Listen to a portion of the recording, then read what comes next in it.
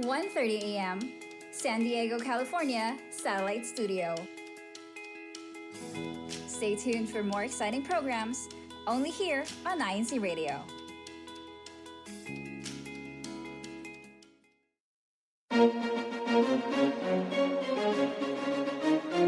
This is INCRadio, DCEM 954, the voice of truth, the official radio station of the Church of Christ, or Iglesianicristo.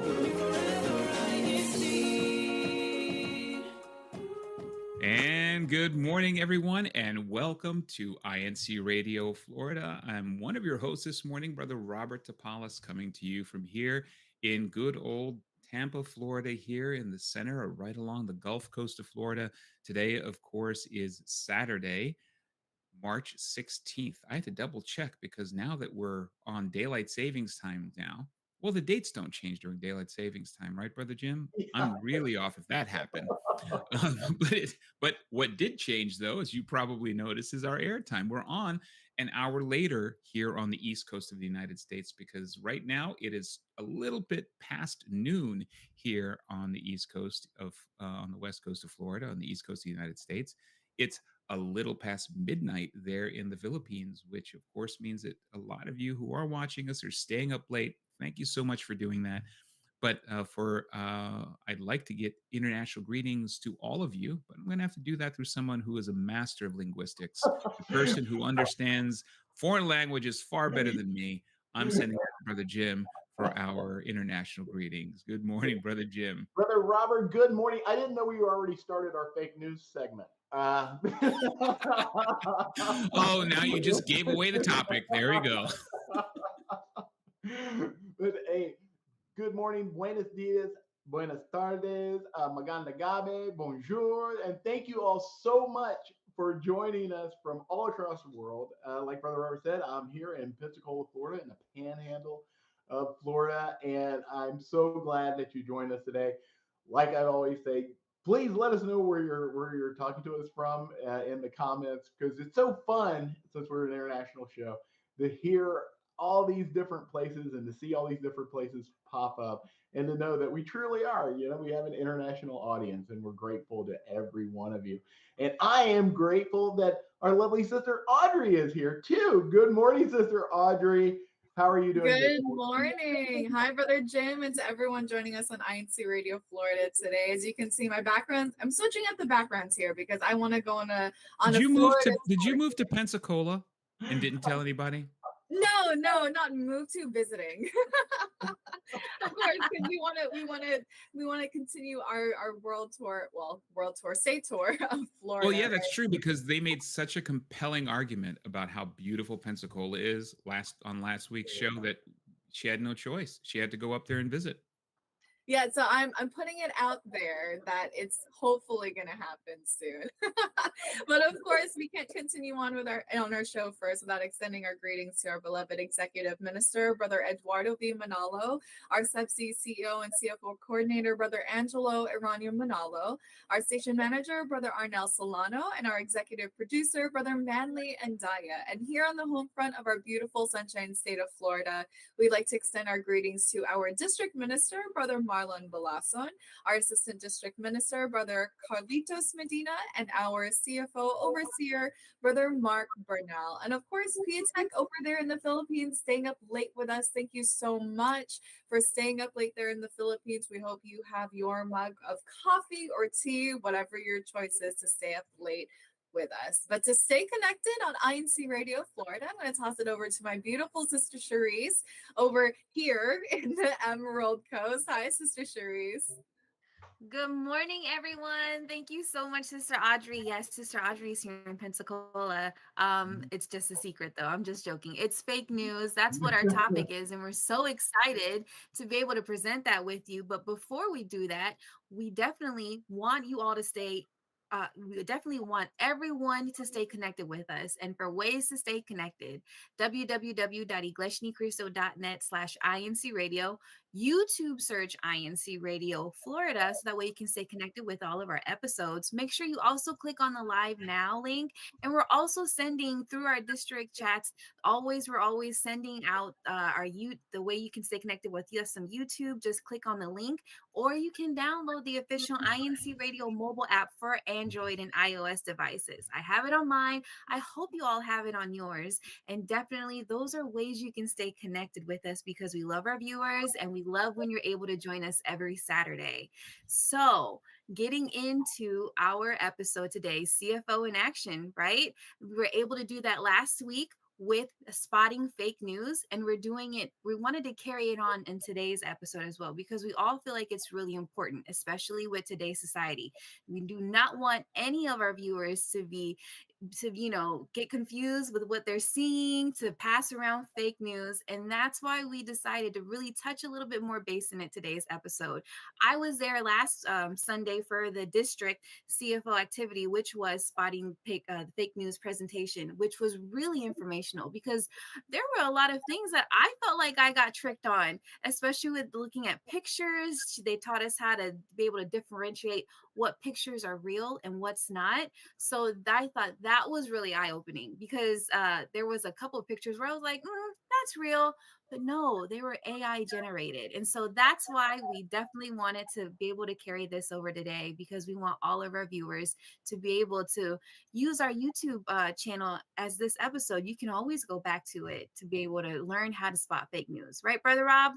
Absolutely. And, I'm so glad and I felt it was so timely because the reason why this becomes so important in understanding fake news, how to identify it, and making sure, most importantly, not spreading it, is because not only does it have such an impact on so many different aspects of our lives, but you see an uptick, an increase in fake news during certain times of the year, different seasons. And here in the United States, it's another election year.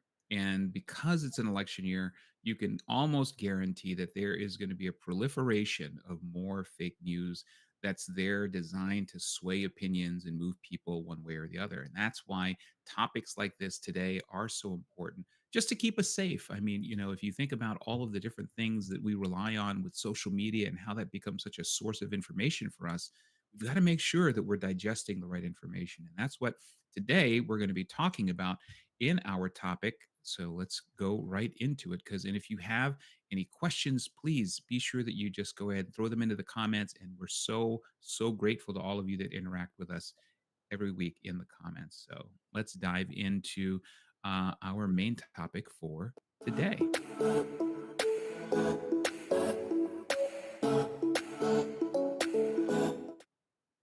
Wow, I'm not sure that was a lot faster and peppier than usual, Brother Jim. Yeah, You you know, did the great. tempo was like that Perfect. tempo was really going this time. I don't know what happened. So of course today we're talking about spotting fake news and as an introduction we wanted to talk about why is fake news so important for us to be aware of. Well, understanding the proliferation of fake news, especially in today's digital world, does have a detrimental or a negative impact on our society in general. It shapes public opinion because the more people that consume it and digest it, the more people who believe necessarily, if they're not careful, in what that fake news is delivering. It influences elections, like we talked about. Right now, we are in the middle of another national election here in the United States. So that is another opportunity for those that are spreading fake news to try to shift opinions one way or the other. And then it also fosters social division. How many times, especially during the pandemic, did we start to see such a divide in our society between things that, from masking to not masking, vaxing and not vaxing, all of these different things became part of the social division. And it isn't just there. It's through almost every uh, social topic that's brought up. You'll always get people divided one way or the other. And a lot of that comes from not really understanding where all of the news sources are coming from. And we're hoping to help you understand or be able to investigate a little better. When we talk about what fake news is, it's when false information is intentionally presented. Later, we're going to talk about the differences between misinformation and disinformation because they're two very different things. And if you're intentionally sending out false information, that is what we call fake news. And often the purpose or the reason behind it is to try to deceive the audiences for a variety of reasons, whether it's to be able to profit financially, or you're trying to shift ideologies or political gain. Those are all reasons why they do it. Now, fake news has definite characteristics to it. When you see them almost instantly, a sensational headline, this blockbuster Academy Award winning actor who was just in a film has suddenly been arrested or suddenly passed away, and that's all you see on the headline. Immediately, that's going to drive you to want to see and open that article, right? Or your favorite boy band is having a reunion tour. Oh wait, I think that's not fake news. It's true, right? um, but you want to be sure that you always take into account that sensationalized headlines are designed to bring the reader into the article, right?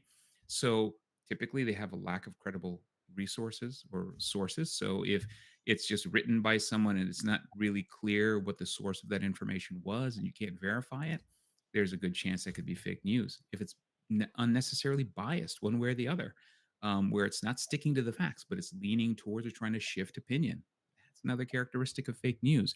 And if there's the absence of the ability to fact check, then definitely it's something that you should always consider as potentially being fake news. Now, there are different types of fake news. So, what we just talked about was clickbait when we said sensationalized headlines. And clickbait is defined as content whose main purpose is to try to drive an audience or encourage visitors to click on a link into a particular web page. So, if you're scrolling through social media, I don't know how many times we've probably seen things where they this sensational article or there's super cheap item that you've been waiting for that just pops up on your feed that says, "Oh, now it's 75% off." And you're clicking on it only to find out that it's not true. That's, obviously Sister Audrey agrees. That's never happened to her, right? Where you've inadvertently clicked on a link and then realized it wasn't what you expected. All of that's designed to drive traffic. And so again, be very careful because that's how they monetize or they make money off of you each time you click. Propaganda, that's information that's especially biased or misleading, and it's used to promote or to publicize a specific political cause or a point of view. That's spreading propaganda. And again, because we're in a national election season here in the US, you're going to start to see a big increase or an uptick in that kind of activity. A third option is called satire. And it's funny, but the problem is a lot of people can't distinguish between satire and what's real. And that's when it becomes fake news. Satire is the use of humor or irony or exaggeration when they do things to expose or ridicule people's views or vices on certain things. That content is typically designed to be satirical in nature, which means it's designed to, in their eyes, be obviously fake news because no one could believe that that would be true. But when you see that, they have whole YouTube channels that are devoted to people who are producing satirical comedy, and you have to be able to understand the differences between that and what's really being passed off as legitimate news. And we mentioned earlier about the differences between misinformation and disinformation. Misinformation is if the information is inaccurate, but you spread it unintentionally because you didn't know any better, then that's misinformation. Still fake news, but it's not necessarily done with any malicious intent. But if the information and that was typically because it was reported in error or was misunderstood. Disinformation is the outright lying of information. That's done deliberately and it's used to be able to mislead people on purpose. And that's what is referred to as disinformation. And those are the ones, both of them are obviously fake news, but disinformation is definitely something that is much more malicious because there's intent behind it. Okay? Spotting fake news. So here's some strategies, and let's see if we could put on our detective hats and figure out, how it is that we can help to stop the spread of fake news by being better stewards or better consumers of that information. Now, the first strategy, of course, is use critical thinking. Sometimes it's called common sense, Brother Jim, right? I know that sometimes we talk about a lack of that as being the culprit for spreading this stuff. But critical thinking and media literacy, understanding what media literacy is just knowing that things that come through our feeds on our social media platforms, or even things that get sent to us in our emails, you always have to look at them with a grain of salt. meaning that Mhm. unless it's a reliable news source that is just commonly known for only producing legitimate material, always take things with a grain of salt. And we're going to talk about the next item, which is verifying the sources. If it's from a legitimate news source that you know that you've watched for years and they have a history of not reporting fake news or sensationalizing news, and you know that that's where it came from, that's a verified source. If it's like some random news source that you've never heard of before, like Blockbuster News, then you should really think about it because where do they get their information? Where's their history? And so you got to verify that source. Cross referencing information and checking the date and context. There's a lot of times when old news is resurfaced when it's designed to be clickbait to try to get people's attention. So you might see a sensational article that you click on and go, wow. And then you find out that it was from 4 years ago, Mhm. especially with photos, right? They do that a lot with photos because those photos that are generated and you take it for granted that it's true news, it turns out to be something from years ago. Cross-referencing is very, very important because that means not only taking or consuming that news from just one source. You see it, we've got Google Mhm. at our fingertips. We can always cross-reference information like, is it only coming from one news source? They might claim, especially a lot of these paparazzi entertainment news sites that say that, we've got an exclusive and it's breaking news. But if you can't verify it in more than one source and it's something pretty important, then you've got to take that again with a grain of salt and assume that it may not necessarily be legitimate. I had a friend of mine send me something, and it was basically we had talked about we were talking about something the night before, and he sent me this YouTube, and he said, "Look, this guy's credible. Check him out." I watched it. It was but obviously it was kind of going against what I thought, right? So I was like, I'm gonna. He keeps citing this other source, so I go to the other source. Well, that source is basically citing the one that I just left, and so they were just kind of portraying themselves as experts, and then they were referencing each Each other other. Oh, yeah. as their Yeah. source, and it was like it doesn't go anywhere. But So, and that's a great point when you're Mhm. talking about cross-referencing information, making sure that you're checking where those sources are coming from. There's even been instances where they refer to each other as a source, and they may have changed their name, to a different news site, just so that way it looks like it's legitimate. Again, a lot of times this is done to just really try to monetize the click-through traffic, meaning every time somebody clicks on the article, somebody's making some money. So they want to be sure that they continue to drive this, but you have to be very careful because when you start to base opinions and especially decisions that you're making on this fake news, it could be something that definitely it would be regrettable. So please be sure to do exactly as Brother Jim says and cross-reference that information.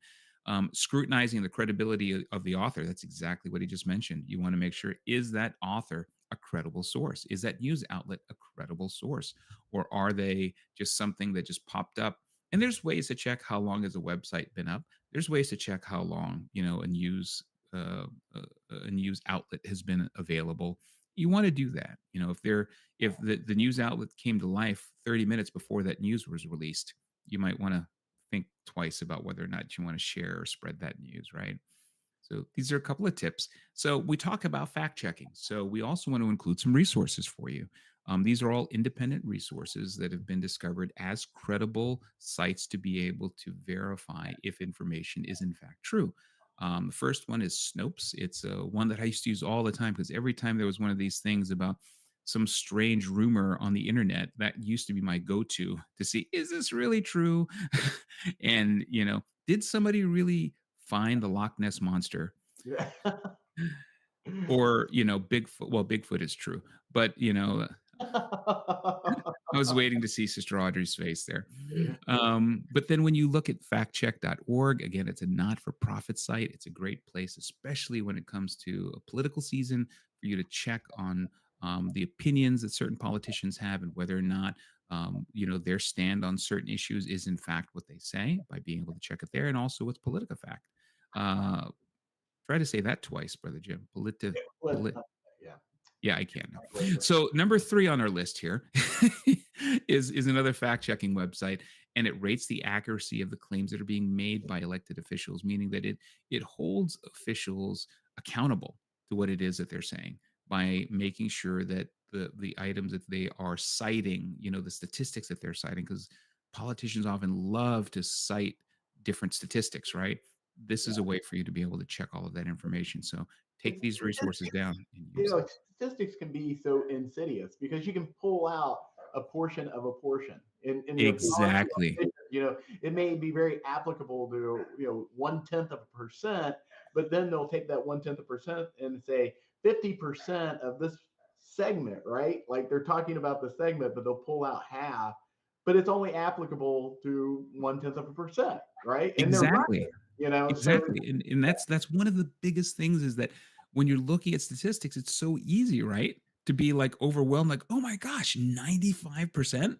And then yeah, you don't know that 95% is actually only 10% of what the total population was. right, right. Yeah. Um, so it's yeah, you got to be very careful. You've got to be, again, use your critical thinking skills and making sure that you are thinking deeply about these different areas before you jump to some conclusions, right? And then the role of social media. Social media is the Mhm. biggest. I know it says here it's one of the biggest, but I'll go on a limb and say it is the It is biggest the biggest. culprit Mhm. in the spread of fake news. And why? Because it's so easy. Clicking a Mhm. share button is so easy, and we've got to be careful because if you are on social media and you're clicking share to all of the people that follow you, to all of the people that are friends with you, these are people that are looking to you as being a credible source, right? So Mhm. they see you sharing something, they're going to assume that it's credible because brother Jim, of course he's credible. I'm going to go ahead and share that as well. And then it's a daisy chain. It just goes on and on and on. And next thing you know, the 50th person down the line is the one who looks it up and realizes, oh, this is fake news. How do you go back and take that down from the 100 people who shared it before you? Right, right. And, Yeah. and the idea of critical thinking, still is paramount that you are critical. But the interesting thing is, so we have social media. Social media is so easy to produce, easy to share. You go back 100, maybe more than that. There was a term, and we have fake news now. There used to be a term, yellow journalism. Yep. And this was Oh. a time when people were in cities and they would say extra extra. You've seen those old movies, and they would have these sheets of paper. This happened, and people would look at it, and it was complete propaganda. A lot of times it was skewed to drive one idea or the other. Give a good example: the Spanish American War, driven almost entirely by yellow journalism. The fact that the United States, declared war on Spain almost had nothing to do with the events that happened. The sinking of a ship, it turned out, had nothing to do with the Spanish didn't sink a ship. They just, somebody blew up a ship, right? I mean, it was the boiler overheated and exploded. Instead of just saying all these people died and it was sad, it was like, they did it. Let's go attack them. And it was an excuse to go to war. So, I mean, obviously that had huge repercussions. And that's what's so dangerous. But there's nothing new under the sun, right? We have had fake news around forever.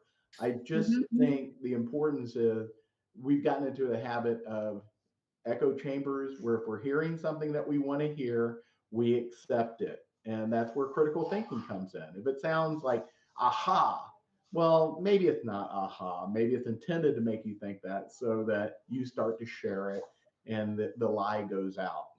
Bad news travels faster than good news all the time.